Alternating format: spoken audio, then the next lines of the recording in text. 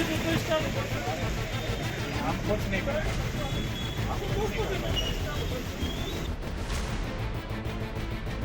सरकार मुर्दाबाद, अलवर सरकार मुर्दाबाद। राजस्थान में रीट परीक्षा शुरू होने से पहले ही कई जिलों से छात्रों के परेशान और हैरान होने की तस्वीरें सामने आ गईं।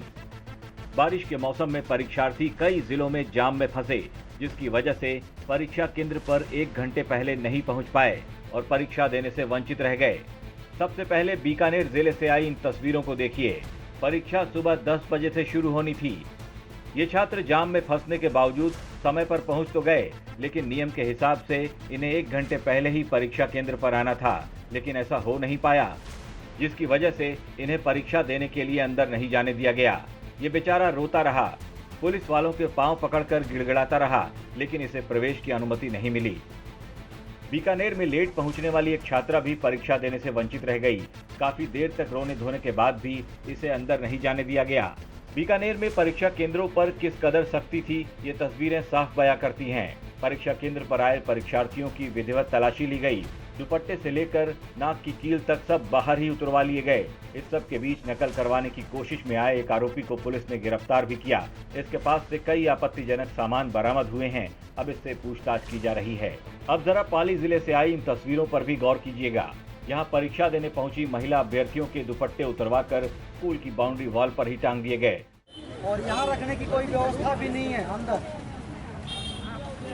आप अपने स्तर पे ये सामान कहीं रख सकते हैं, चाहे इधर उधर कहीं भी रख सकते हैं। और तो और जो लड़कियां और महिलाएं मास्क लगाकर आई थी, उनके मास्क भी उतरवा लिए गए। यहाँ तक कि जूते, चप्पल और मोटी हील वाली सैंडल भी परीक्षा केंद्र के बाहर ही रखवा दी गई, ताकि नकल की कोई गुंजाइश ही न बचे।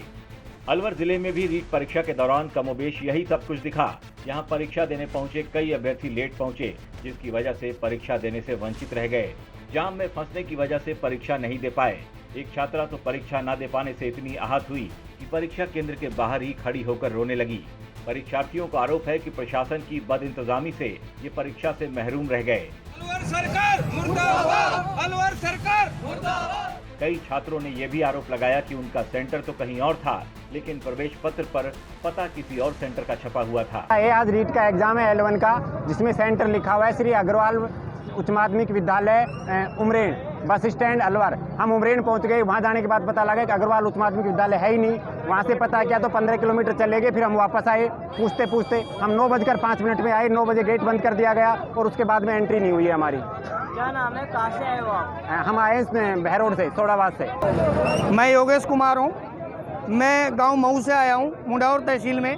और हमारा दरअसल सेंटर प्रवेश पत्र के ऊपर जो लिखा हुआ है वो लिखा हुआ है उमरेन, और हम उमरेन चले गए थे। उमरेन से वापस आने पर हमें प्रवेश नहीं दिया जा रहा है साहब।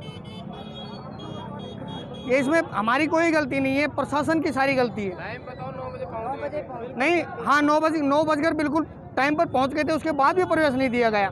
सीकर जिले में भी रीट परीक्षा को लेकर बदइंतजामी साफ दिखी।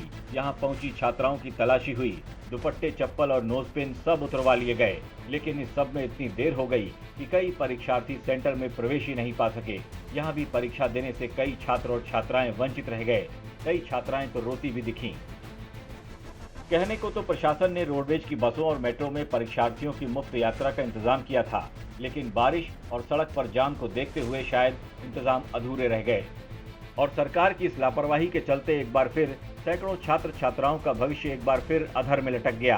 प्रदेश की सरकार ने अपनी ओर से कोशिश तो बहुत की थी कि सब कुछ ठीक से निपट जाए, लेकिन ढीले सरकारी तंत्र ने एक बार फिर से सरकार की इस मंशा पर पानी फेर दिया। राजस्थान तक के लिए पाली से भारत भूषण जोशी, सीकर से सुशील जोशी, बीकानेर से अपर्णेश गोस्वामी के साथ अलवर से संतोष शर्मा की रिपोर्ट।